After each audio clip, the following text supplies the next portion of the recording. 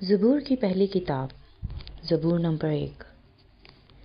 مبارک ہے وہ آدمی جو شریروں کی اصلاح پر نہیں چلتا اور خطاکاروں کی راہ میں کھڑا نہیں ہوتا اور ٹھٹھا بازوں کی مجلس میں نہیں بیٹھتا، بلکہ خداوند کی شریعت میں اس کی خوشنودی ہے اور اسی کی شریعت پر دن رات اس کا دھیان رہتا ہے۔